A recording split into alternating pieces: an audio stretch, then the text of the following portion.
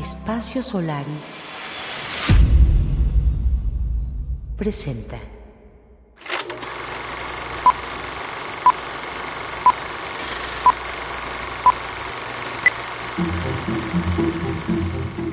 El quehacer actoral me parece que es a mí lo que me gusta. Hay mujeres que practican el cine. Es un trabajo para mí, para crear conciencia en muchas cosas, otros para divertirte, otros para pasarla bien y otros para conocer la vida cotidiana. Hay mujeres que viven el cine. Entonces el quehacer actoral te da esa oportunidad y te da la oportunidad de hacerlo en cine, de hacerlo en televisión. Y hay mujeres que son el cine. Tú estás manejando todas tus emociones y las tienes que manejar en un ritmo súper acelerado. Y pues aquí lloras y te sale la lagrimita y la toma está ahí porque no hay más, ¿no? Entonces es muy divertido. Y en el cine, para mí es lo más difícil, el cine, porque la contención que tiene que... El cine te lee tu alma. Patricia Bernal es una de ellas. Butaca 39. Su vida bajo los reflectores no es un caso fortuito, es un acto voluntario, una búsqueda de visión. Ella es danza, teatro, libros, pintura, actuación, embajadora de pantallas. El primer bastión de su familia que destina su vida al arte, de manera que con ella comienza todo un legado. Y en este episodio de Butaca 39 presentamos el registro de sus emociones.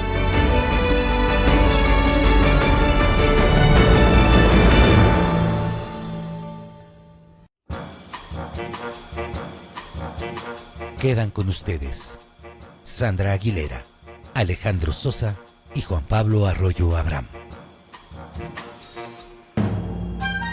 Hola a todos, bienvenidos. Tenemos el gusto, el honor de tener en esta Butaca 39 a la gran actriz Patricia Bernal. Bienvenida, Pati.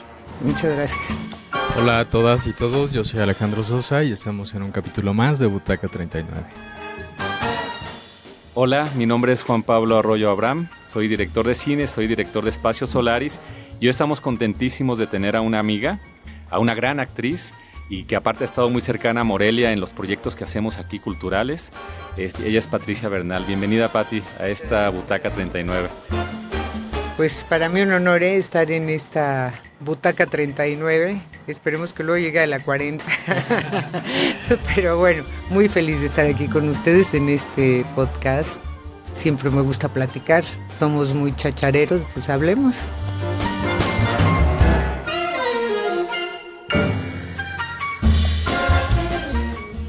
Quiero ver cuáles fueron tus primeros pasos dentro de los medios audiovisuales, porque diría cine, pero no, porque tus primeras incursiones fueron en las telenovelas. No, fíjate que curiosamente mi primera película, yo llegué a México a los 17 años, pero antes en Guadalajara, pues hacíamos lo que se podía de cine, hacíamos muchas cosas. Yo estudié en la Universidad de Guadalajara teatro y luego me vine para acá y lo primero que hice fue una película con Adrián Palomeque, que era el último largometraje del CUEC, porque antes, cuando se graduaban, hacían un largometraje.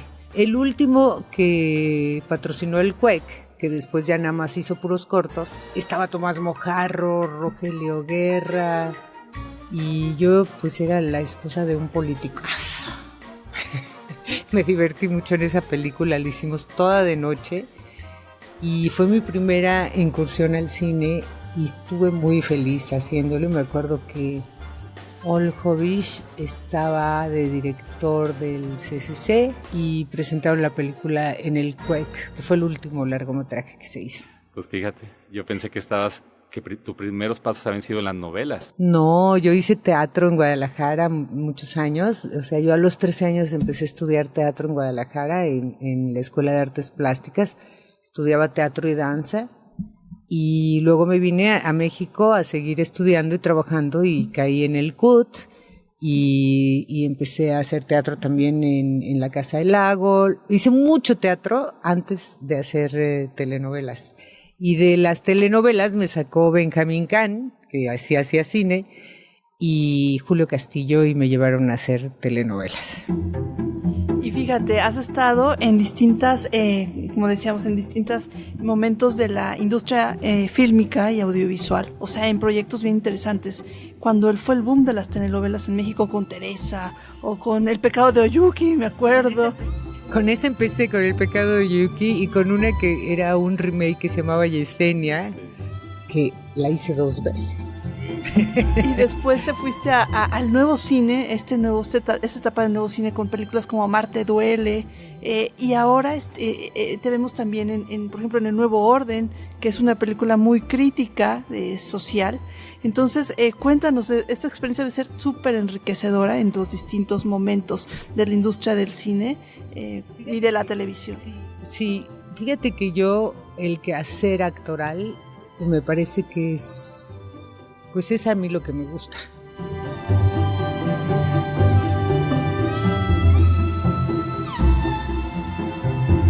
Y me parece que es un trabajo para mí, para crear conciencia en muchas cosas, otros para divertirte, otros para pasarla bien y otros para conocer la vida cotidiana. Entonces el quehacer actoral te da esa oportunidad y te da la oportunidad de hacerlo en cine, de hacerlo en televisión, que yo digo que la televisión es como hacer pesas, ¿no? Tú estás manejando todas tus emociones y las tienes que manejar en un ritmo súper acelerado, y pues aquí lloras y te sale la lagrimita y la toma está ahí porque no hay más, ¿no? Entonces es muy divertido. Y en el cine, para mí es lo más difícil, el cine, porque la contención que tiene que... El cine te lee tu alma. Entonces tienes el chance de ver en una pantallota tu imagen, y si no hablas con verdad, se te ve.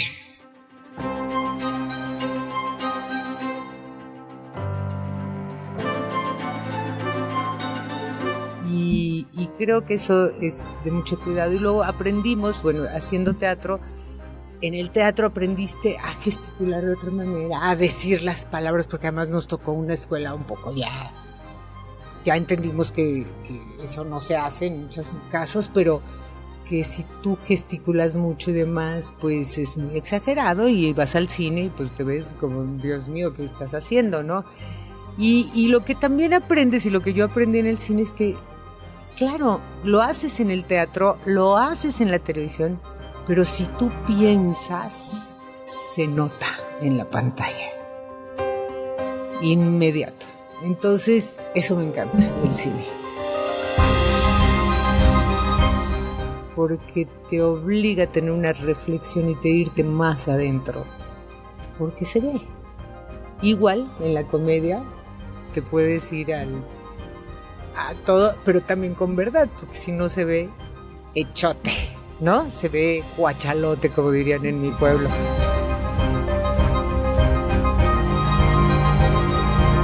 Es como la meditación.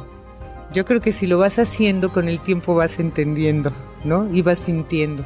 Pero yo me acuerdo que en aquella época yo leía Aristófanes y decía, pero era muy disciplinada, y entonces me paraba de cabeza porque estaba el método de Grotowski en esa época.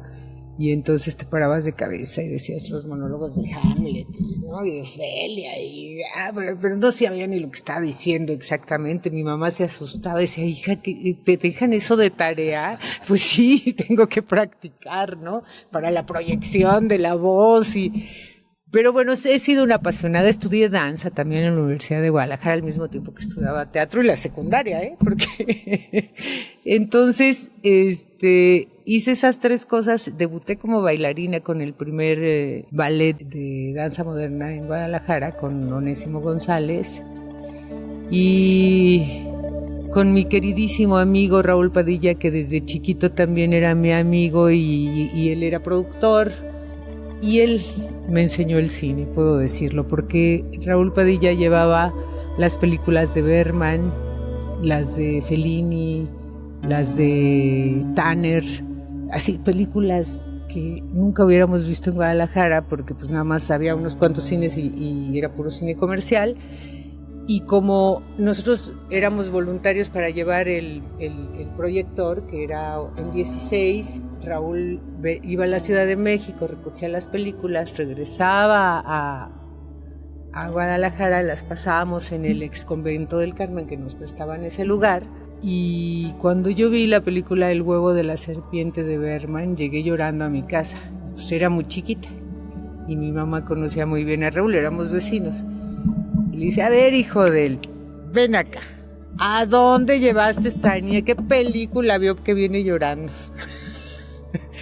Y entonces ya le platiqué a mi mamá que los conflictos emocionales de pareja, de todo esto que plantea Bergman, entonces, bueno, me reí muchísimo, pero la verdad es que desde entonces, bueno, y te podría platicar desde muy chiquita, porque yo llevaba a mi abuela a misa en Dimas, en un pueblito cerca, soy de Sinaloa, no se asusten, no tenemos, entonces llevaba a mi abuela a la iglesia porque ella era muy católica y mi Lila y mi Licha me daban el dinero de la limosna que daba mi abuela en mi nombre y yo me iba al cine y ahí vi todas las películas de Pedro Infante, de Jorge Negrete, de los Pardavé, de todos, de los Soler, de todas esas películas, porque pasaban las mismas, no las sabíamos de memoria, pues estaba enfrente de la casa de mi abuela. Entonces, y era un cine que no tenía techo. Entonces, hacía mucho calor, como ahora aquí en Morelia. Y había personajes como el Karim, que era el que estaba afuera, que incluso Julio Castillo, cuando hizo de película, platicamos de esas escenas, porque el Karim era un chavo que pues no estaba como bien de la cabeza, pero en el cine estaba siempre así, haciendo, y con la música, y estaba siempre en la entrada del cine, y él lo puso, y él decía, zorro, porque la película del zorro pasaba, y entonces a él se le hacía muy chistoso el Karim y te decía, zorro.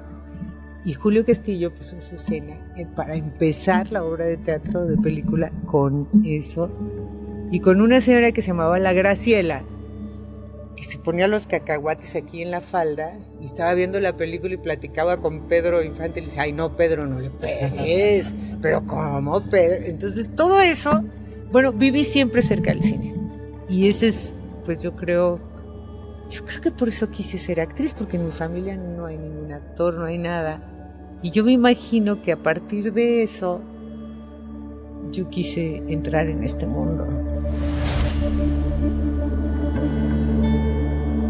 Y luego me casé con José Ángel García, de acá, michoacano, de Huetamo, y pues él había estudiado filosofía y letras, también era actor, y entonces como que todo esto se empezó a, pues te conoces en este medio, en demás, hicimos teatro juntos, hicimos muchas cosas juntos, luego nos separamos y me casé con otra persona, Sergio Yazbek, que hacía cine y comerciales y cortos, y hicimos miles de cosas, entonces me divertí muchísimo, aprendí mucho de ellos y ellos aprendieron de mí también, porque la pasamos muy bien en ese sentido y siempre buscando una parte creativa en el quehacer de todo esto, y yo creo que por eso mis hijos se enamoraron de esto. Butaca 39. Continuamos. Y entonces estuve en esos mundos, yo vivía de la publicidad, pero entonces me dedicaba al teatro donde me pagaban 300 pesos en la UNAM y en la Casa del Lago con Hugo Gutiérrez Vega, que fue como mi mentor, mi maestro, maravilloso. Trabajé con Alejandro Luna, Fiona Alexander, que también fueron mis maestros y fuimos amigos toda la vida. Y con todos ellos aprendí muchísimo. Con Alejandro Luna aprendí del espacio, con Fiona aprendí de la presencia, de cómo se porta un traje, cómo se hace, qué es lo que ves con los actores, porque además pues era yo productora.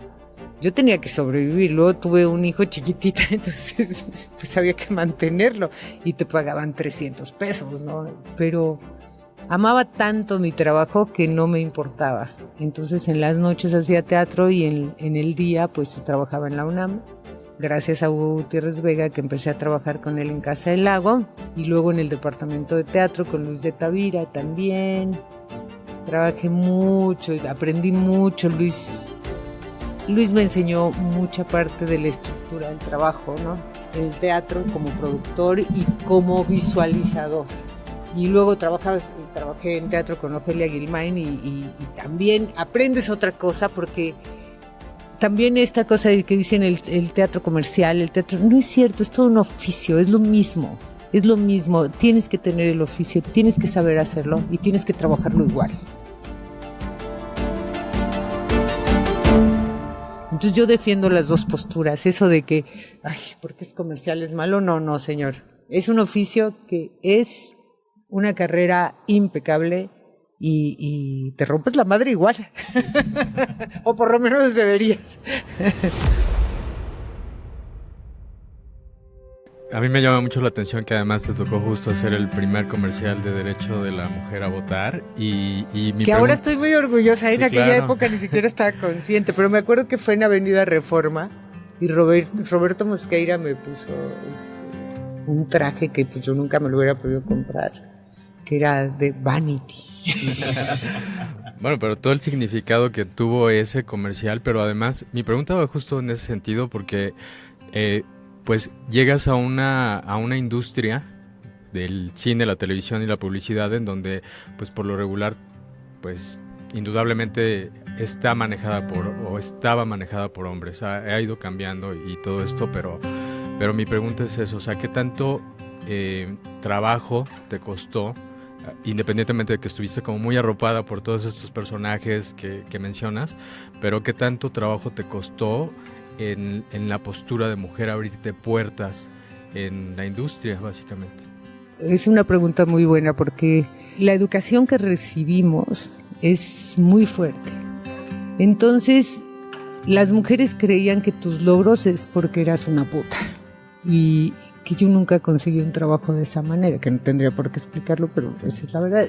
Y los hombres, en general, tuve suerte, se portaron bien conmigo, pero aprendí a decirles que no. ¿Me entiendes? Me costó mucho trabajo poderme poner fuerte y decir, voy a decir una cosa terrible, pero yo decía, pero sí tengo la libertad de tener relaciones sexuales porque yo quiero, pues yo voy a escoger, ¿no? Y entonces incluso te puedo decir que entre la familia y demás, pues porque te acostabas con el novio, ya te llamaban de otra manera, te etiquetaban, te trataban de otra manera y creyeron que todo lo conseguiste a través de eso. Y para mí no es ningún orgullo, tú puedes conseguir lo que quieras y acostarte con quien quieras, hacer de tu vida un papalote. Yo en eso no me meto, me parece que la intimidad y es tan personal y tan respetable de cada quien, ¿no? Hombres y mujeres. Pero sí te puedo decir que el ambiente de los chistes, de la educación de los hombres eran chistes sexuales alrededor de tu camino. Siguen siendo en los pueblos, se sigue haciendo esa parte donde los hombres siguen haciendo chistes, no importa la edad que tengas, y siguen haciendo este tipo de comentarios sexuales que finalmente son ofensivos, y no es tanto que te molestes, te enojes y te vayas, sino que es algo que se va normalizando y se va interiorizando. Entonces, si tú no lo reflexionas como mujer y no lo ves como algo que tienes que poner un límite, o ponértelo tú de que no te afecte y ponerles un límite de que pueden hacer lo que quieran, pero contigo no, ¿me entiendes? Y esos chistes porque no los permites y demás. Y aguantar un mal momento a irlo interiorizando y que sea normal en tu vida y que tus hijos o tus hijas aprendan esta parte que a mí me parece la terrible, ¿no? Y creo que en todas las familias existe, porque como tenemos esta educación que los hombres pues, son los reyes de nuestro mundo, que yo amo a los hombres, tengo muchos amigos, amigas, amo a los hombres, soy feminista, pero no soy una feminista radical, pero sí soy feminista en el sentido de que las mujeres tenemos derecho como ser humano, y en ese sentido te puedo decir que sí me costó muchísimo, desde mi familia, desde mis parientes y todo. Uy, pues la Pati anda allá en México, imagínate, ¿no? Entonces es como que si tú no tuvieras esa capacidad, y que yo creo que eso a mí me hizo que por otro lado yo lo agarré en un sentido como un reto, decirles, le voy a romper la madre a todas y voy a hacer las cosas por mí, ¿no? Y lo hice, y luego dije, ¿por qué estoy luchando? Yo lo único que quiero es ser libre y hacer lo que a mí me gusta, y siempre he hecho lo que me gusta.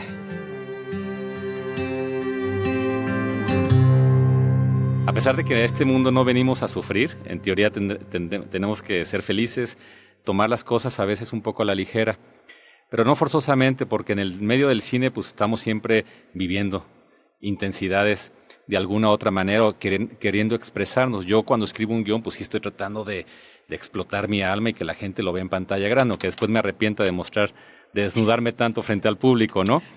Tú cuentas tus orígenes con mucha pasión y con una intensidad que se nota que sí lo viviste, probablemente con con esta resistencia constante, siendo mujer a corta edad y salir adelante, ¿no? Esa es la primera resistencia, ¿no? Con los compañeros que tienes, hombres, no todos, no hay que generalizar. No. Pero quisiera preguntarte, Pati, tus orígenes, como ya nos dijiste, fueron súper intensos, una lucha constante, una resistencia, has sido multifacética en todos tus papeles, pero quisiera saber si hoy, con esta larga trayectoria que tienes, ¿sigues vibrando esos personajes? ¿Sigues buscando algún ideal que no has encontrado probablemente? ¿Qué tanto trabajo te cuesta hacer hoy la Pati actriz?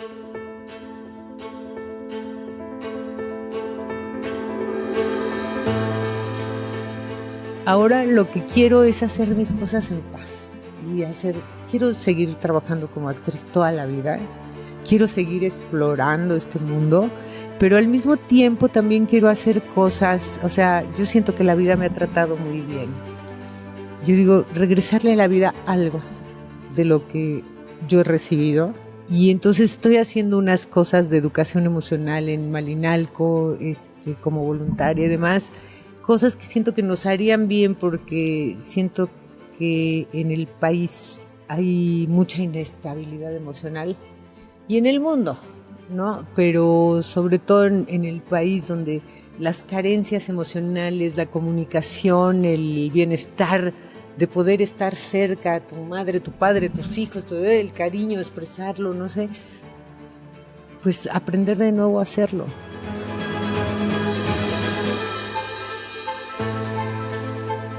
La vida es como el río, ¿no? Que Sí. no se para, va, fluye.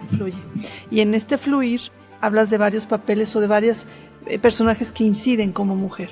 Me parece que hablas, por ejemplo, de esta última película que hiciste, Amor Inconcluso, cómo incide en una comedia, una mujer en una familia, pero también, por ejemplo, en El Nuevo Orden, cómo incide un personaje en la vida política y pública de un país. Entonces, cómo este nuevo cine, qué tantos mensajes, qué tantas historias nos cuentan, no solo a México, porque es una realidad latinoamericana o hispanoamericana, ¿no? También con tu participación en España, en otros países. Creo que hablamos el mismo lenguaje, no somos tan diversos, somos iguales. ¿Y qué es lo que nos quiere decir este nuevo cine? Y también lo puedes decir de muchas formas, ¿no? Porque todo está dicho, pero como lo dices, eso es lo importante, ¿no? O sea, yo, si cada día aprendo una cosa nueva, me siento muy bien. Siento que sí viví ese día, ¿no? Muy padre.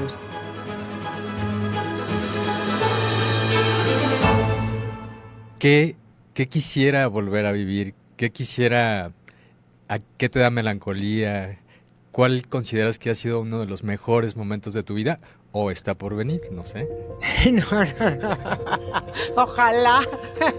No, mira, yo de los mejores momentos de mi vida, sí, ahí sí me voy a ver super cursi, pero es la verdad. Ha sido cuando tuve a mis hijos. Para mí el tener a mis hijos fue una creación con un propósito perfectamente claro, no te puedes distraer, tienes que hacerlo. Entonces, esa es la concentración que deberíamos de lograr en todo, ¿no? Entonces es uno de los momentos más bonitos de mi vida, aparte de miles y miles que podría contar, pero creo que así en la intimidad lo que quiero es seguir explorando y seguir viviendo cosas que no he vivido, y con la experiencia de lo que ya aprendí, de lo que ya viví, de lo que sí supe gozar y de lo que no gocé porque no lo entendí en ese momento, gozarlo ahora. ¿Sí me entiendes?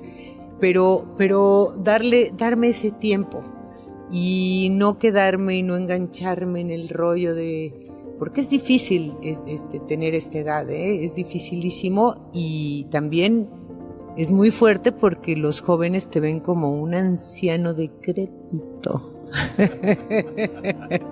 De verdad. Entonces creen que no puedes hacer nada y creen que no puedes pensar.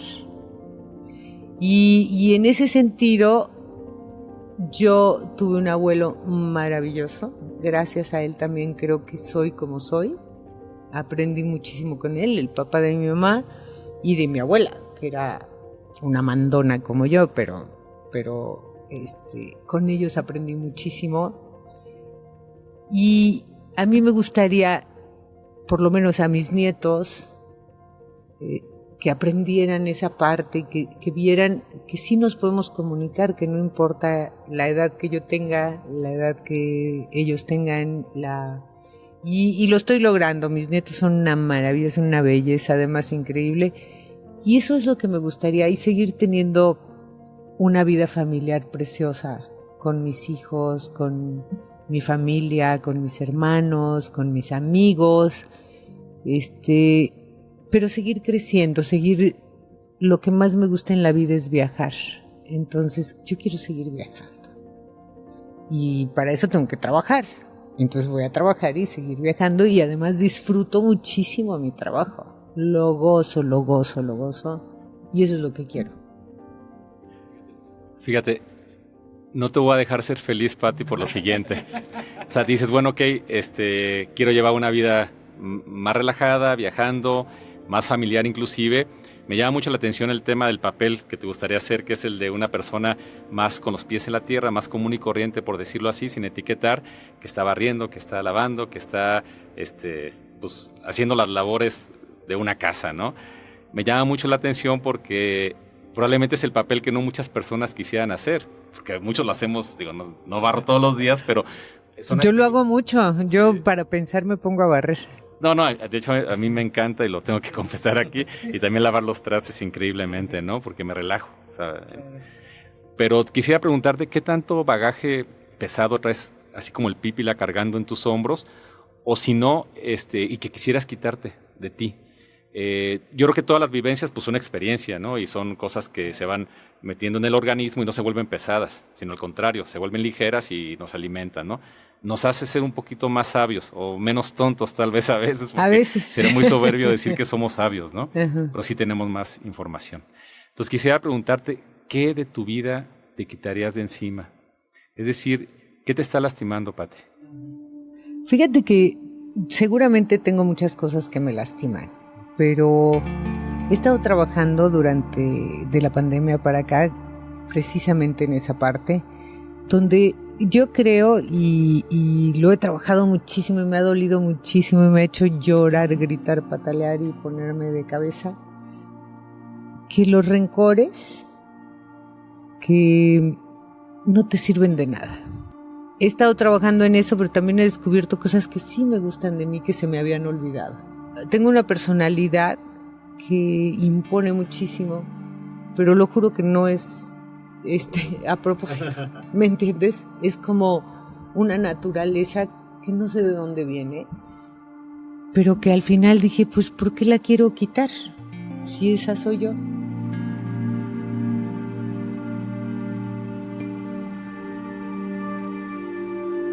Y bueno, como siempre lo he dicho, eso sí no me lo quiero quitar. Yo a mis hijos y yo les he dicho todo el tiempo que hay que hacer lo que a uno le gusta. Porque yo sí descubrí en mi trabajo que si disfrutas, no importa que te paguen 300 pesos. Claro, ya que tienes otras responsabilidades no es posible, pero para aprender y demás sí está padre. Y que lo goces, porque todo lo demás va a venir solo. Y va a venir porque tu entrega, tu apasionamiento, tu cariño y sí, quitarnos todos estos prejuicios que son al único que daña es a ti. Los celos, la inseguridad, el rencor, la envidia. Bueno, hay millones de cosas. No pierdas el tiempo en eso. Trata de llevarlo bien, trata de ser amable contigo y entre más amable seas contigo vas a ser mejor con los demás, ¿no? Entonces, si tú estás bien, todo lo demás está bien, ¿no? Y eso también lo agarró atentamente, pero yo me acuerdo que cuando tuve a mis hijos me decían, es que si la mamá está bien, el niño va a estar bien. Y yo lo descubrí, cuidando a mis hijos, que si yo me sentía bien o cuando yo andaba angustiada, enojada, pues el niño lloraba todo el día, ¿no?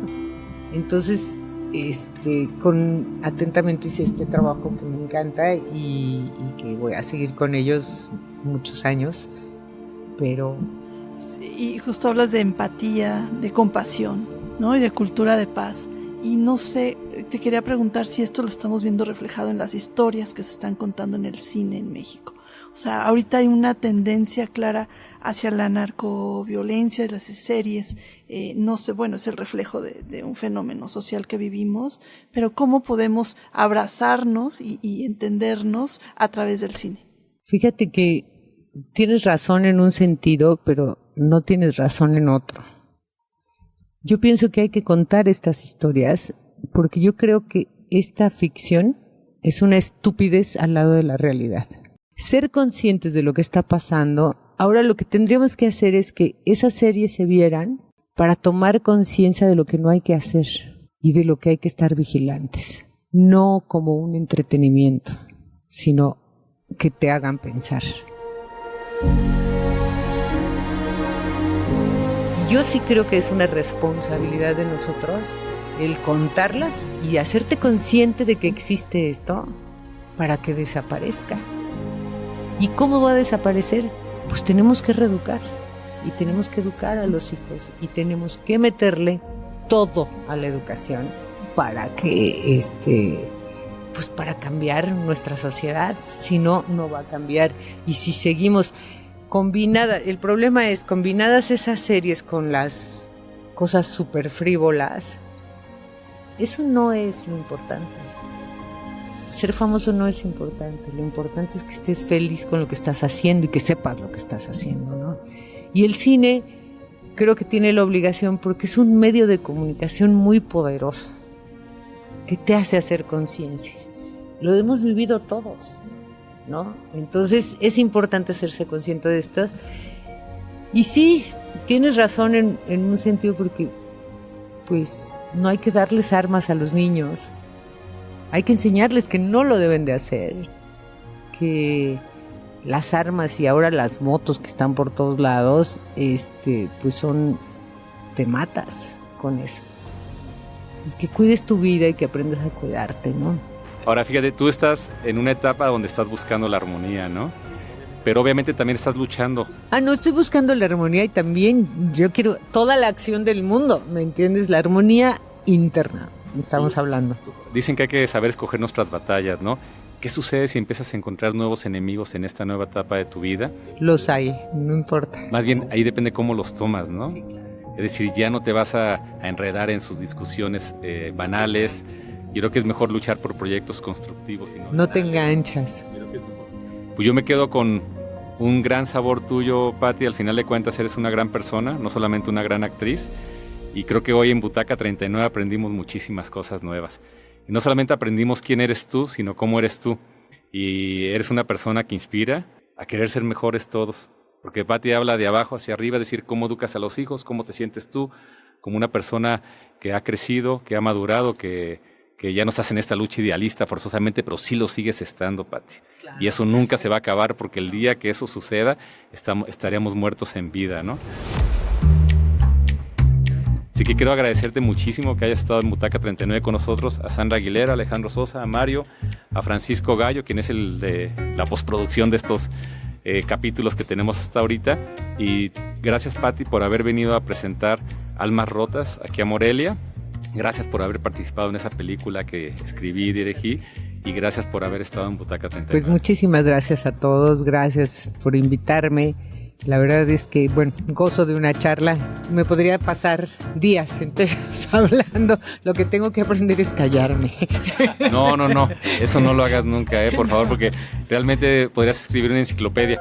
Y por muchas razones. En primer lugar, porque siempre has luchado por algo.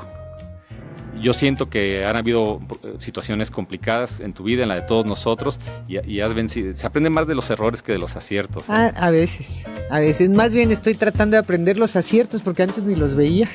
Hay que saber bien a ver los aciertos, pero bueno, yo creo que tendremos muchos podcasts más con Patricia Bernal, y te agradezco de nuevo que hayas estado aquí con nosotros el día de hoy. Muchas gracias. Y un beso a todo el público.